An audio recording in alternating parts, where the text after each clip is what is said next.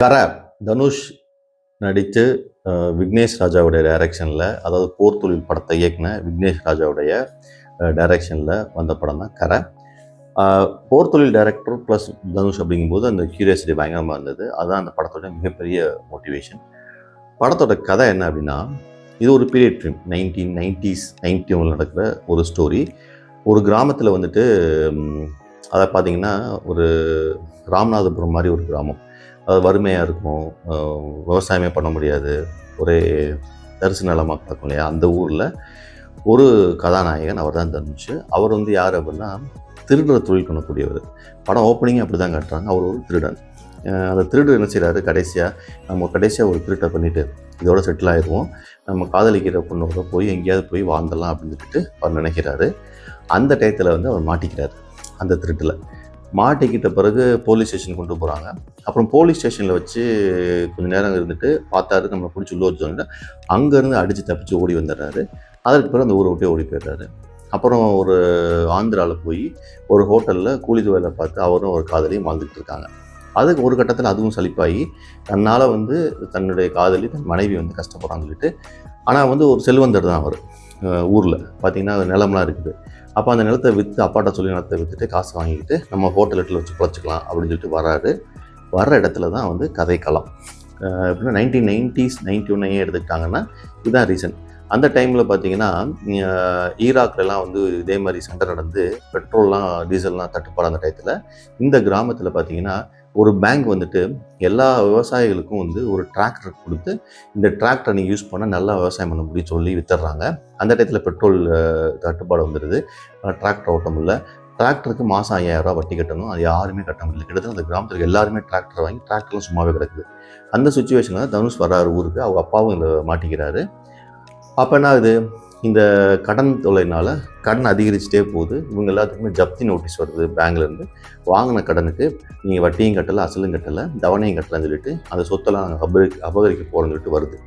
அப்போ இவர் நினைச்சார், நம்ம சொத்தை விற்று காசு வாங்கலான்னு பார்த்தா பேங்க்காரன் வந்துட்டு அள்ளிட்டு போகிறானே அப்படின்னு சண்டை வரும்போது அவங்க அப்பா இறந்து போயிடுறாரு. அப்புறம் அவங்க அப்பா இறந்து போனதை தாங்க முடியாமல் அதில் ஒரு சீன் வச்சுருப்பாங்க. அவங்க அப்பா ஆசைப்பட்டது என்ன அப்படின்னா, தன்னுடைய நிலத்தில் பாட்டன் முப்பாட்டன்லாம் புதைச்சி வச்சுருப்பாங்க.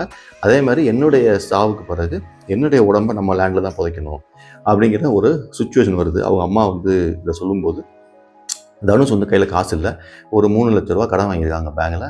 அது வந்து ஒரு 4.5 லட்ச ரூபா ஆயிடுச்சு வட்டியோட சேர்த்து. இப்போ இந்த 4.5 லட்ச ரூபா காசுக்கு என்ன பண்ணுறது அப்படிங்கிறது தான் இந்த இடத்துல ஒரு அழுத்தம் கொடுக்குது கதாநாயகன். அதுக்காக என்ன செய்கிறாரு, தன்னுடைய தொழில், அதாவது எப்படின்னா தொழில் சொல்லக்கூடாது, தன்னுடைய தவறு, திருட்டு தொழிலை வந்து எப்படி பண்ணி இதே பேங்கில் போய் பேங்குக்காரங்கிட்ட எப்படி ஆட்டையை போட்டு அந்த காசு அவங்ககிட்ட எப்படி திருப்பி கொடுக்கலாம் அப்படிங்கிறது தான் கதை. எப்படி வந்து ஆட்டையை போட்டார், எப்படி அந்த காசு திருப்பி கொடுத்தாரு, இதுதான் அந்த படத்தினுடைய கதை முழுக்க. ஸோ இந்த கதையோட விமர்சனம் வச்சோம்னா பார்த்தீங்கன்னா, டேரக்டர் வந்து ஒரு பக்கா டேரக்டர், அதாவது தொழில் தெரிஞ்ச ஒரு பையன். கதை நீங்கள் எப்படி கொடுத்தாலும் ஒரு நேர்த்தியாக ஒரு டெக்னிக்கல் எடுத்துறாரு. அப்படி பார்த்தீங்கன்னா அந்த படம் ஸ்டார்டிங்லேருந்து எண்டு வரைக்கும் பார்த்தீங்கன்னா ஒரு டைரக்ஷனாக ஒரு எல்லா ஆஸ்பெக்ட்ஸும், எல்லா டிபார்ட்மெண்ட்டும், ஃபோட்டோகிராஃபி, மியூசிக்கு, ஆக்டிங்கு எல்லாமே மிக பர்ஃபெக்டாக இருக்கும். ஸோ அதனால தான் இந்த படத்தை உட்காந்து நம்ம பார்க்க முடியுது.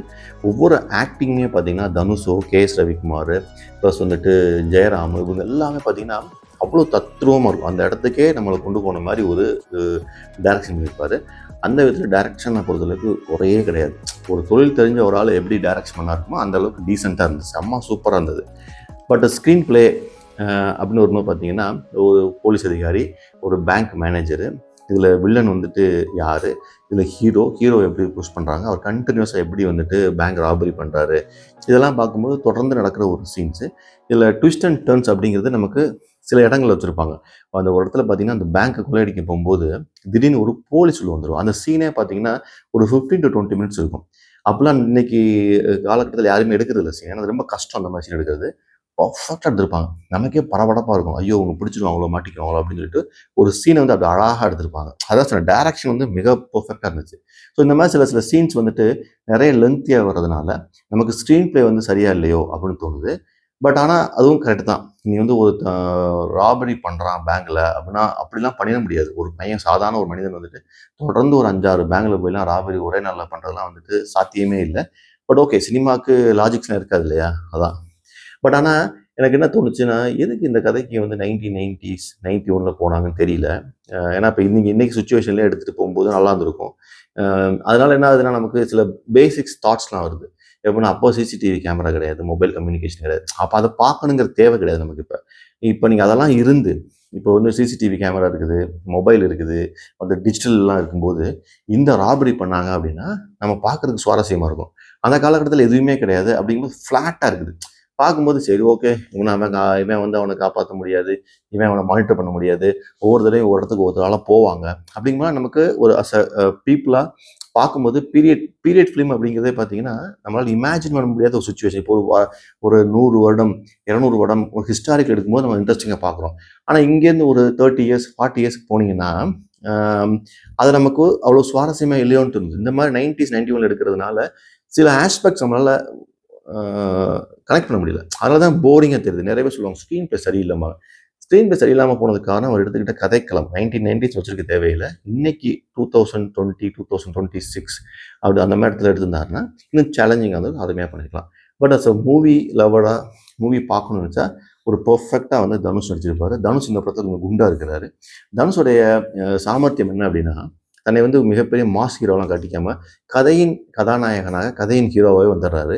எந்த இடத்துலயுமே ஒரு எக்ஸ்ட்ரா பில்டப் எல்லாம் கிடையவே கிடையாது.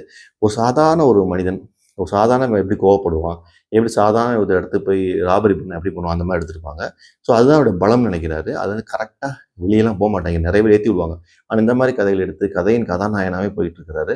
ஆனா எண்ட் ஆஃப் த டே எனக்கு என்ன தெரிஞ்சுச்சு அப்படின்னா, ஒரு கொள்ளையடிக்கிறவன ஹீரோவா காட்டுற மாரியும், அ பேங்க் லோன் குடுக்குற ஒரு மேனேஜர வந்துட்டு, பேங்க் குடுக்குற லோன் ஸ்கீமையே வந்துட்டு ஒரு தவறான சுட்டிக்காட்டுற மாரி தெரியுது. பட் ஆனா ஜென்ரலா பார்த்தீங்கன்னா, ஒரு கதை எடுக்கும்போது ஒருத்தர நெகட்டிவா காட்டுறீங்க, ஒருத்தங்க ஒரு சிஸ்டத்த நெகட்டிவா காட்டுறீங்கன்னா, எண்டுல வந்து அதனுடைய பெர்ஸ்பெக்டிவ் சொல்லி அது சரி அப்படின்னு சொல்லி வருவாங்க. அப்படிதான் வந்து ஜென்ரலாவே படம் இருக்கும். இதுல அந்த தாட்ஸ் இல்ல.